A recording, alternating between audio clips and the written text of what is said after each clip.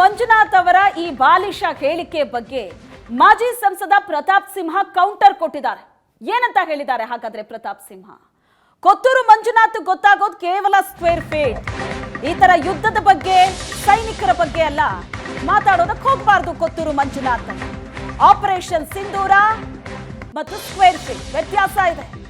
ಇವರಿಗೆ ಗೊತ್ತಾಗೋದು ಕೇವಲ ಸ್ಕ್ವೇರ್ ಫೀಟ್ ಮಾತ್ರ.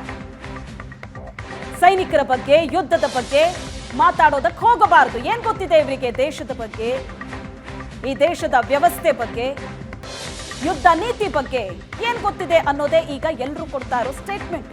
ಪ್ರತಾಪ್ ಸಿಂಹ ಏನ್ ಹೇಳಿದ್ದಾರೆ ನೋಡೋಣ.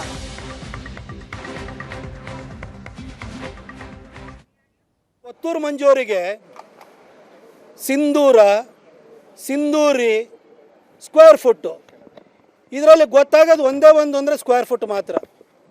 ಸಿಂಧೂರನೂ ಗೊತ್ತಾಗಲ್ಲ, ಸಿಂಧೂರಿ ಏನೋ ಅವ್ರಿಗೆ ಏನೇನೋ ಕಲ್ಪನೆಗಳು ಬರ್ಬೋದು, ಆದರೆ ಅವ್ರಿಗೆ ಸರಿಯಾಗಿ ಗೊತ್ತಾಗುವಂಥದ್ದು ಬರೀ ಸ್ಕ್ವೇರ್ ಫುಟ್ ಅಷ್ಟೇ. ಸರ್, ರೈತರ ಭೂಮಿನ ಕಬಳಿಸ್ಕೊಂಡು ಲೇಔಟ್ ಮಾಡಿಕೊಂಡು ಸ್ಕ್ವೇರ್ ಫುಟ್ಟಲ್ಲಿ ಮಾರಾಟ ಮಾಡಿ ಒಂದು ಸೈಟನ್ನು 4 ಜನಕ್ಕೆ ಮಾರಾಟ ಮಾಡಿ ಕಾಸು ಮಾಡ್ಕೊಳ್ಳಿ. ನಿಮಗೆ ಸಿಂಧೂರಕ್ಕೂ ಸಿಂಧೂರಿಗೂ ಸ್ಕ್ವೇರ್ ಫುಟ್ಟಿಗೂ ಡಿಫ್ರೆನ್ಸೇ ಗೊತ್ತಿಲ್ಲ. ನಿಮಗೆ ಅರ್ಥ ಆಗುವಂಥದ್ದು ಬರೀ ಸ್ಕ್ವೇರ್ ಫುಟ್ ಮಾತ್ರ. ಕೋಲಾರದ ಜನ ಇದ್ದಾರಲ್ಲ, ಮುಂದೊಂದು ದಿನ ನಿಮಗೆ ಪಾಠ ಕಲಿಸ್ತಾರೆ.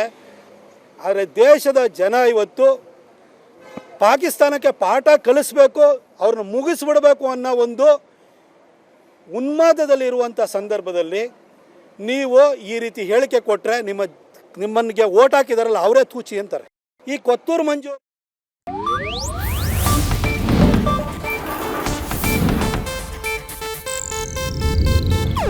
ಇದು ಏಷ್ಯಾನೆಟ್ ನ್ಯೂಸ್ ನೆಟ್ವರ್ಕ್ ಪ್ರಸ್ತುತಿ.